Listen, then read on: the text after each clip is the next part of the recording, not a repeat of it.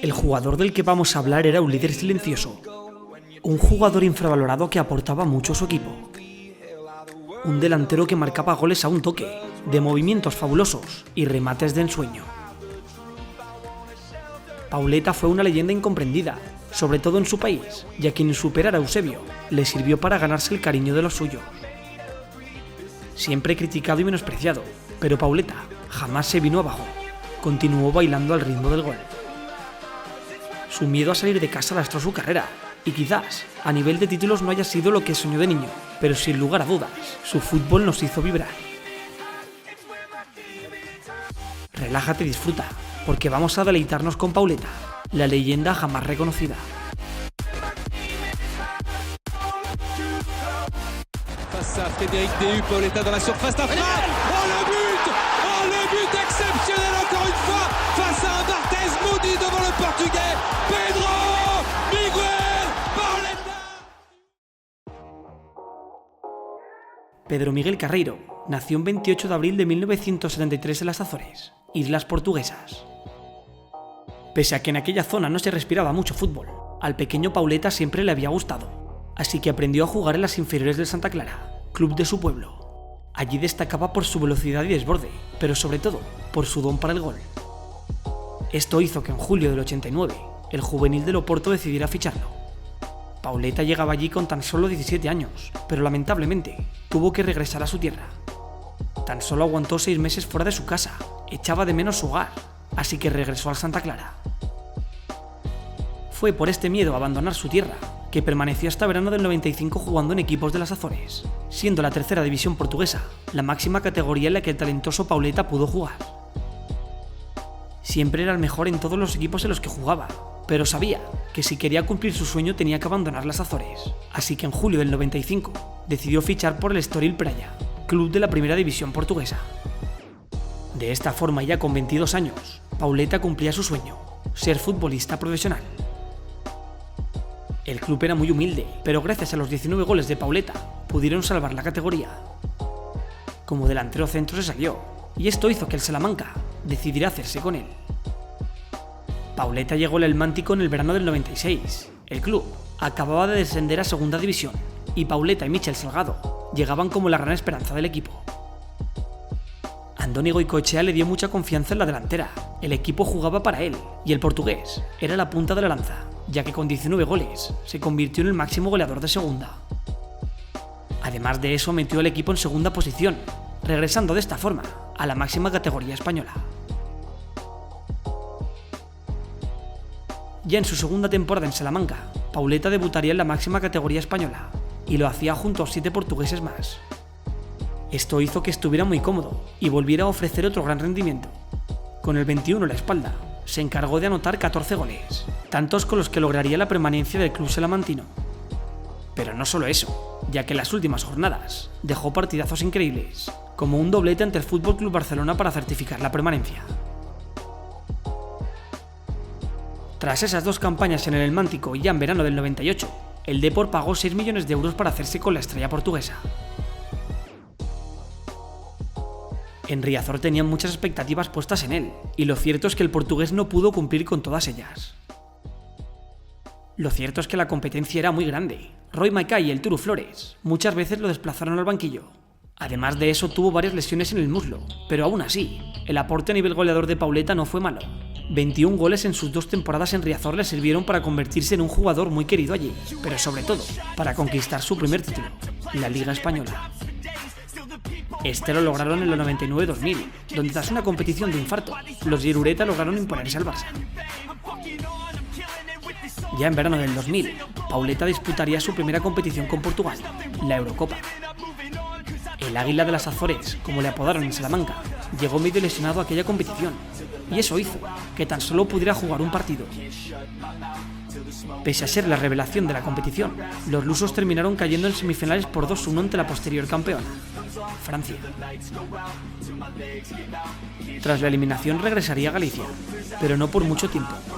Pauleta quería más minutos, y el Depor acababa de fichar a Diego Tristán. Eso hizo que el luso decidiera abandonar el club para unirse al Girondins de Burdeos. que pagó la friolera de 9 millones de euros por él. Pauleta llegaba en horas bajas y con la difícil tarea de hacer olvidar a Wilton. Además, la afición tenía dudas de su rendimiento, pero lo cierto es que la liga francesa le vino como anillo al dedo.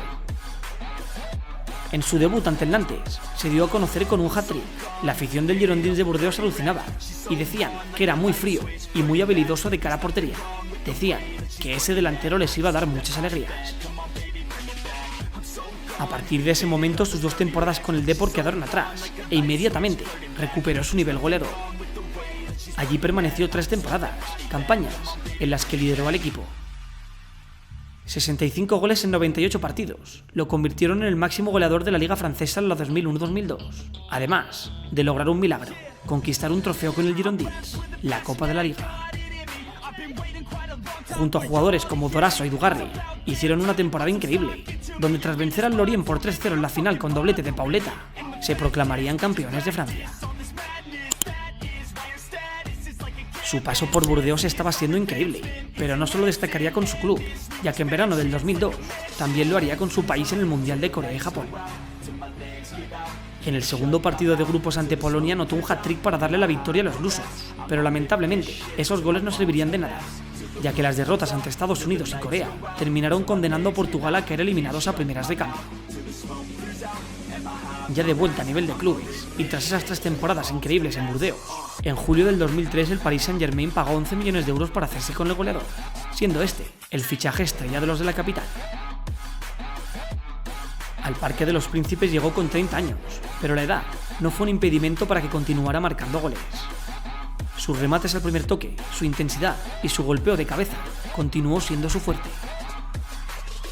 El luso permaneció en París 5 campañas, temporadas en las que se convirtió en el líder del equipo, anotando 109 goles y conquistando 3 títulos, pero vamos por partes. Su primera campaña allí fue muy buena. El club necesitaba un recambio para Ronaldinho y los 18 goles de Pauleta hicieron olvidar al brasileño. Pero no solo eso, ya que esa campaña conquistaría la Copa de Francia, tras marcar el único gol de la final. Tras su primera temporada en París, acudiría a disputar su segunda Eurocopa, la que organizaba su país.